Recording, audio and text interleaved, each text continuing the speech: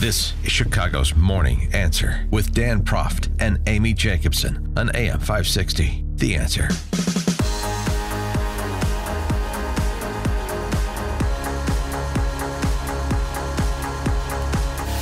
Good morning, Dan and Amy. One of the things I really like about the D.C. press corps at present over the last, say 6 months, is the daily coverage of every pronouncement of Alexandria Ocasio-Cortez, because I learned so much. It's great to have a young person providing intellectual leadership for movement. Yeah, and she's an economics guru, really. No question about that. She's also a bit of a historian. Let me give you an example. Her describing how Republicans have no respect for the Constitution, giving a concrete example at an MSNBC Gab Fest the other night. Hall, yeah. When our party was boldest, the time of the New Deal, the Great Society, the Civil Rights Act, and so on, we had and carried supermajorities in the House, in the Senate. We carried the presidency. They had to amend the Constitution of the United States to make sure Roosevelt did not get reelected. And there were so many extraordinary things that were happening in that time that were uniting working people. Yeah, I must have missed that week in history class. Well, there's a couple herstory. Oh. Please use the proper terminology. Number one, extraordinary is one word, not extraordinary.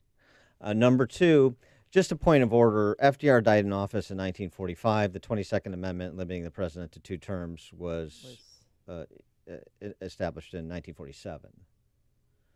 So, yeah, it wasn't really exactly. I mean, I'm not here to quibble with her story because she's living her truth, and that's what's important.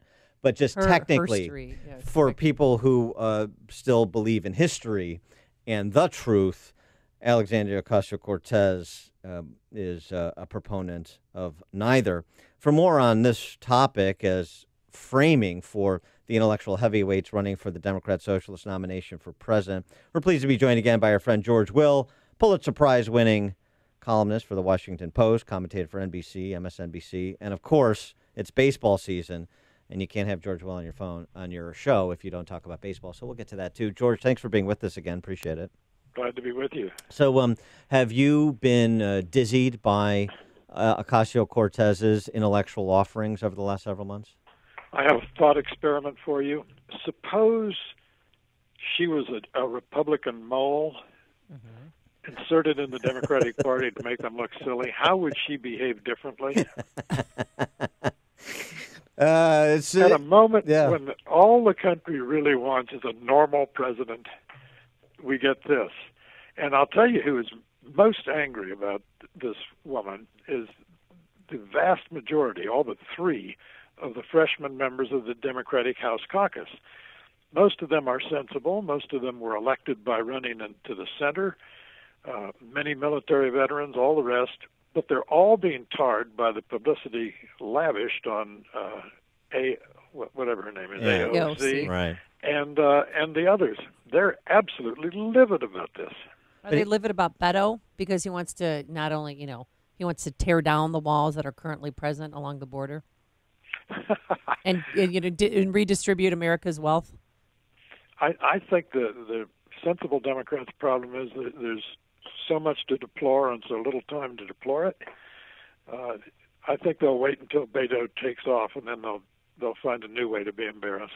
Well, here's the thing. I mean, in terms of the centrist Democrats, and you're right, there were many that ran to the center in 2016 that flipped Republican seats.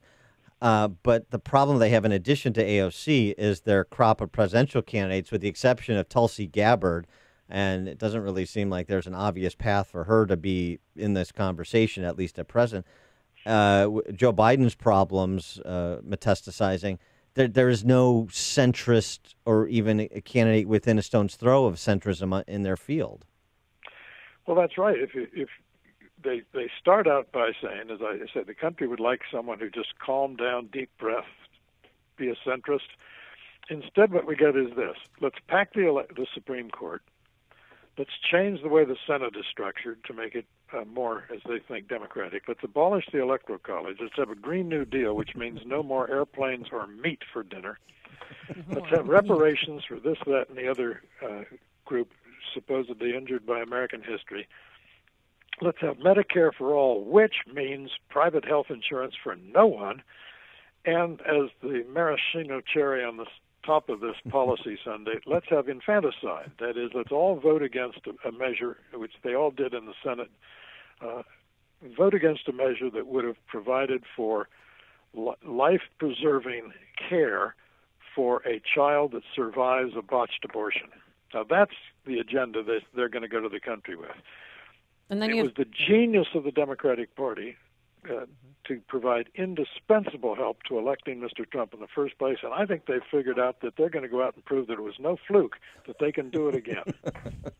Well, and then for somebody, a lot of moderate Democrats, they were hoping on Joe Biden, former vice president, to jump into the race, considering now that a fourth accuser has come forward, and this is just with, heavy petting and weird things in public, but do you think that he should sit this one out or, let this settle down and then jump into the race?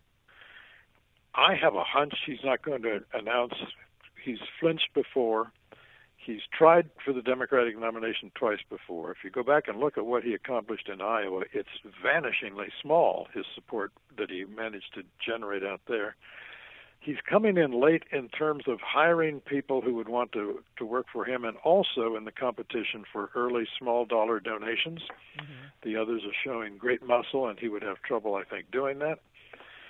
If he does announce the peak, the highlight, the high point of his campaign will be the day he announces, after which all the candidates will agree that we don't know which one of us is going to win, but he's not, because he's white and he's male and he's heterosexual, and he has a dark past littered with sensible positions that he'd have to therefore go on a transcontinental apology tour to get out from under, having said some sensible things in the past. Do you think that maybe the Obamas could do the party a favor, just give him a show on Netflix and be done with it? Good idea. One other interesting name in the field, there's a couple other interesting names, but that is surprising in its interest, is the South Bend mayor, Buttigieg. Oh, there you go. Buttigieg. I think I'm close. Amy moment. I think you're getting us further away. But anyway, the Mayor Pete, as he's called, so you don't have to pronounce his last name. He has the second most robust economy in north central Indiana, and he raised $7 million, and leftist thinkers are taking him seriously as a candidate. Why?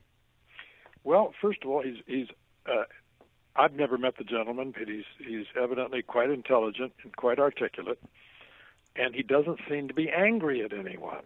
Again, if the country wants something, it's someone. They're suffering Trump fatigue. They're suffering anger fatigue. They're tired of a country in which Twitter mobs form on the hour to denounce and excoriate someone.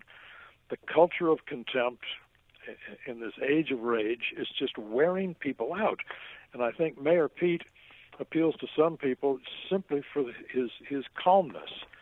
I think there also is a desire to have a kind of new generation of politicians.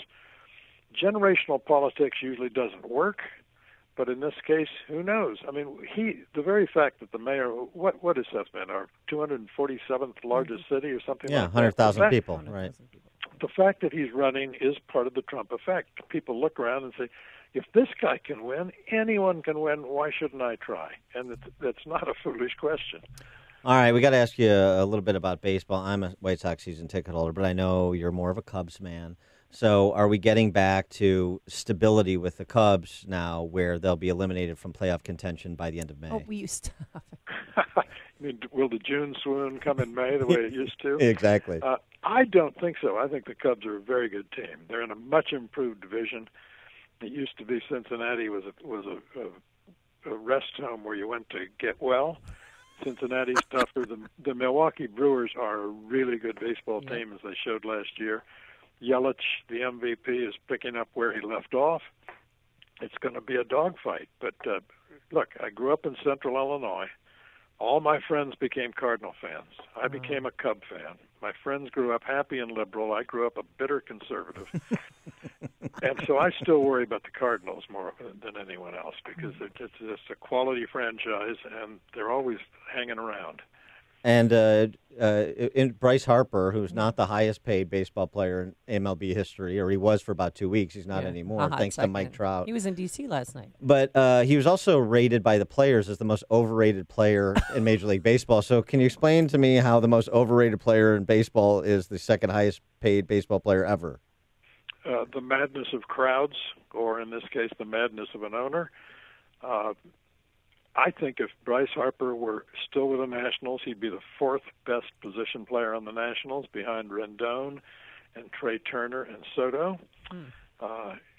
Look, he's a quality player. He's an impact player, as they say in baseball. He's going to put up Hall of Fame numbers. But he's not the best player in baseball. That's Trout. He's not the best player in the National League. That's Arenado. He's not the best player in the Eastern Time Zone. That's Mookie Betts. He's not the best player in the National League East because Rendon probably isn't, if not Freddie Freeman. So you're right. Boras, his agent, should get some kind of an award for orchestrating a kind of hysteria that mesmerized the baseball world and shook $330 million out of the Phillies. I think the 10% cut will do the trick for Boros. But one other baseball question. Is my petition to have the Washington Nationals renamed the Washington Reagans, is that gaining any steam inside the Beltway? Not that I've heard. All right. I think there might be some resistance in a city dominated by government employees. And there you go. He is George Will, columnist for the Washington Post, commentator for NBC, MSNBC, Pulitzer Prize winning commentator, of course, Men at Work, his great book on on baseball, and so many others. George Will, thanks as always for joining us. Appreciate it. Enjoyed it. Thanks a lot. Thank you. And he joined us on our turnkey.pro answer line. Before you see it on TV, share it on Facebook, or read about it in the paper. Hear it here first. This is Chicago's Morning Answer on AM 560.